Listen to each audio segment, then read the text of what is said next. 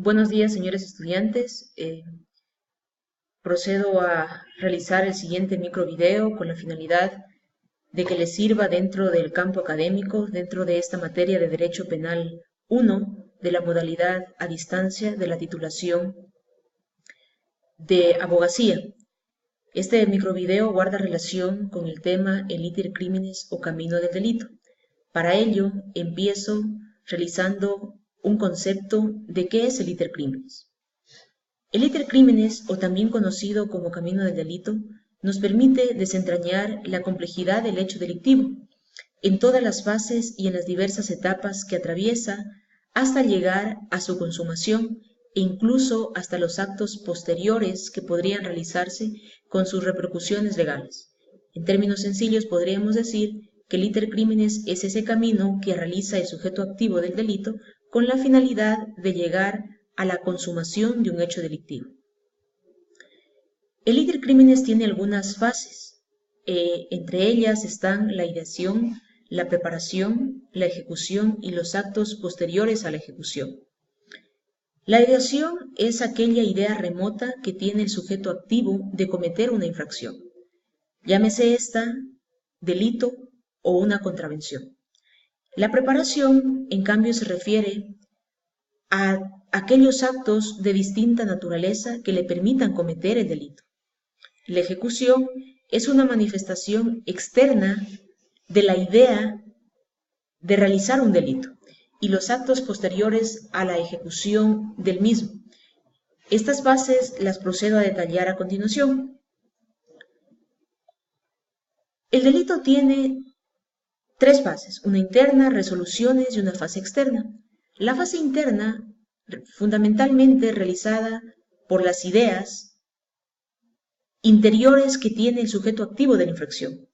Las resoluciones son aquellos actos verbales para la realización del delito, y la externa son los actos preparatorios o actos de ejecución. La fase interna está compuesta por la ideación, deliberación y resolución. Puede ser instantánea o prolongarse en el tiempo. En la actualidad, la fase interna no reviste de relevancia penal, ya que mientras los actos estén en la mente no son penados, es decir, no se puede sancionar a una persona por lo que piensa. La ideología está en cada persona y esa no guarda relación con el principio de legalidad, es decir, que toda infracción tiene que estar previamente tipificada para que pueda ser sancionada. Las resoluciones manifestadas es en la fase intermedia. Entre la fase interna y la fase externa se caracteriza fundamentalmente por ser actos verbales y no materiales, que ya han sido exteriorizados por la persona, las que encontramos la proposición y la conspiración. Estos dos términos vale hacer la aclaración, señores estudiantes, que estaban antes definidos en el anterior Código Penal. Nuestro actual Código Orgánico Integral Penal no define fundamentalmente lo que se refiere a la proposición y conspiración. Sin embargo, estas dos definiciones se encuentran definidas en el anterior Código Penal, las que les sugiero que lo revisen. En los primeros artículos se encuentran estas definiciones con la finalidad de que puedan tener un conocimiento fundamental de estos dos términos. Las resoluciones y manifestaciones. Les había indicado que formaban parte de esta la proposición y la conspiración. La proposición, el sujeto activo, está resuelto a cometer el delito, pero para ello también solicita a un tercero su participación en la comisión de la infracción, mientras que la conspiración es el nexo de voluntades entre dos o más personas, que exista el nexo para la ejecución de un delito concreto. La fase externa del iter criminis, en cambio, abarca una serie de actos por medio de los cuales se exteriorizan los hechos que atentan contra un bien jurídico. La fase externa del iter criminis está conformada por aquellos actos preparatorios, por los actos de ejecución, por la que posteriormente puede ser esto en dos fases, ¿no es cierto? Los delitos pueden ser en tentativa y consumados. La tentativa que genera una cierta imposición de una pena y la consumación genera directamente la pena establecida en el tipo penal.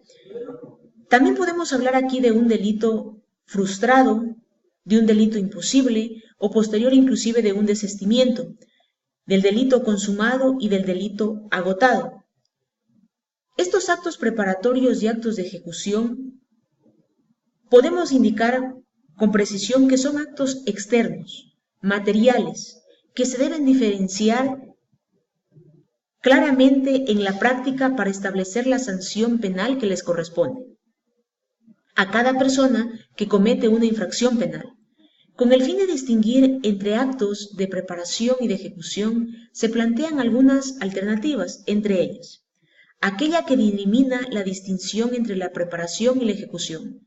Si yo preparo un acto para cometer un delito, pero no lo ejecuto, al final ese acto no podría ser sancionado porque tendríamos que regresar al principio de legalidad que nos establece nuestro Código Orgánico Integral Penal. Además, aquella que establece la univocidad como criterio de distinción y también aquella que considera que los actos de ejecución son aquellos que empiezan a realizar el tipo descrito por la ley. En algunas ocasiones aquí habría que saber distinguir si el acto de ejecución empezó para poder sancionar a lo mejor por una tentativa el tipo penal. La tentativa y el delito frustrado. En relación a la tentativa estamos hablando que existe un inicio de actos de ejecución, que es una fase fundamental del iter criminis. Se debe distinguir entre tentativa inacabada o delito frustrado y tentativa acabada, que es la tentativa propiamente dicha. Para diferenciar la tentativa del delito frustrado, debemos tomar en cuenta los siguientes elementos. El delito frustrado existe un principio de ejecución, pero a la vez se da una interrupción de la ejecución que no produce un resultado final. Es decir, cojo un arma, quiero darle muerte a una persona, atentar contra su humanidad, pero a lo mejor no puedo hacerlo porque en ese momento esa arma no contaba con las municiones. Entonces ahí tendríamos que hablar de que la consumación al final no se realizó por un factor externo, que no habían las municiones, pero al momento de tener el arma, apuntar contra la humanidad de una persona, podríamos hablar de una tentativa. Y la interrupción de vida a causas ajenas a la gente. A lo mejor esa arma tenía la munición, pero llegó una tercera persona que evitó la consumación de ese delito. Mientras que la tentativa, la ejecución completa del acto no produce resultados. Es decir, tenía el arma cargada con las municiones para disparar contra la humanidad de una persona, pero a lo mejor ese disparo no causó la muerte de esa persona. Sin embargo, ese delito debe de ser sancionado con la finalidad de guardar una coherencia con el principio de legalidad y más aún con la finalidad de garantizar los derechos constitucionales que tienen las víctimas. Entre ellos hay que recordar los determinados en el artículo 11 del Código Orgánico Integral Penal, los derechos que se establecen a víctimas y en relación con el artículo 78 de la Constitución de la República. La tentativa en ciertas clases de infracciones. Debemos decir categóricamente que tentativa solamente existe en delitos. Las infracciones se clasifican, estimados estudiantes, en delitos y contravenciones. Tentativa fundamentalmente, exclusivamente en delitos. No hay tentativa en contravenciones, en delitos culposos, preterintencionales, delitos con dolo eventual, entre otros. Hay tentativa en cualquier clase de infracciones, excepto en que por su naturaleza no puedan existir delitos impropios de omisión, se tipifica la conducta y el resultado, delitos de peligro, se puede fraccionar el proceso de ejecución.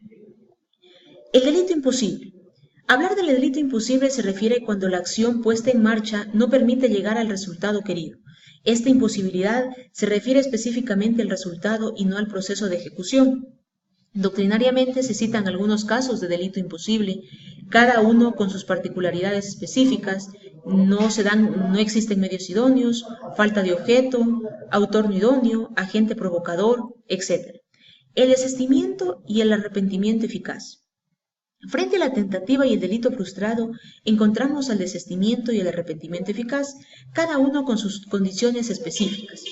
En el desistimiento existe un comienzo de ejecución, puede generarse una interrupción de la ejecución, no producción del resultado o voluntariamente por el propio agente, quiero pero no puedo cometer la infracción. Mientras que en el arrepentimiento eficaz se da una ejecución completa, no se produce un resultado y voluntariamente evita que se produzca el resultado.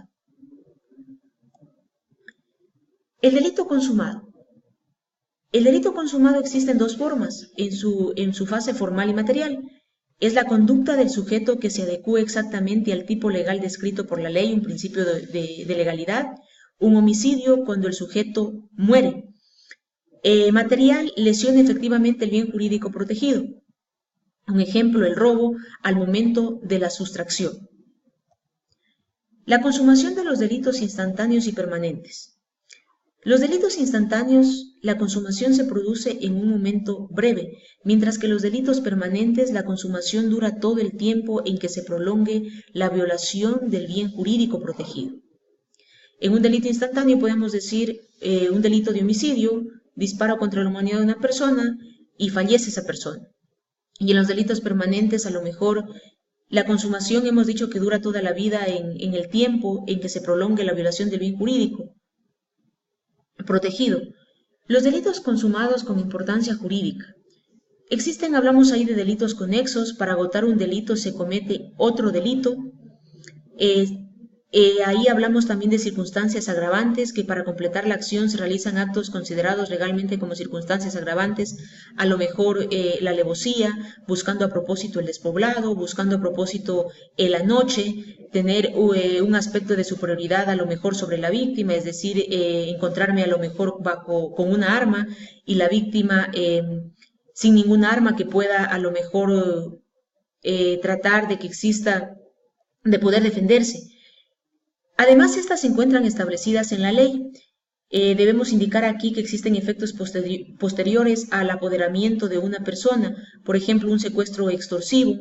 Además, indicamos que el sujeto de la infracción comete actos violentos para asegurar el delito, hurto o en robo, es decir, utilizando la fuerza o la superioridad física sobre la persona.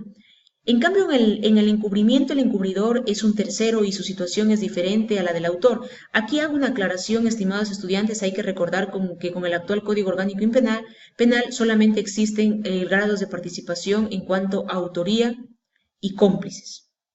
Las circunstancias atenuantes, la conducta posterior tiene un afán reparador. Sin embargo, estimados estudiantes, aquí debo indicar que las circunstancias atenuantes con el actual Código Orgánico Integral Penal deben haber dos o más, por lo que no se podría considerar directamente que el reconocimiento de la comisión de la infracción pueda considerarse como una circunstancia atenuante. ¿Por qué les hago esta reflexión?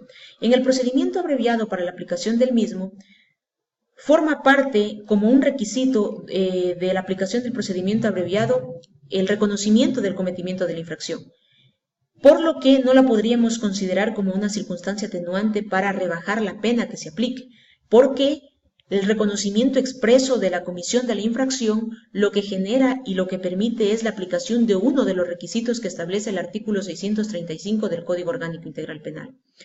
Estimados estudiantes, en resumen les puedo indicar que el iter criminis es ese camino que sigue el sujeto activo para cometer la infracción, pero que más allá de ello, este tiene que ser relacionado con las normas establecidas tanto en la Constitución de la República como en el Código Orgánico Integral Penal, con la finalidad de poder, en un juicio justo, oportuno, con aplicación de principios de celeridad, contradicción, hacer la imposición de la pena de un sujeto activo de la infracción.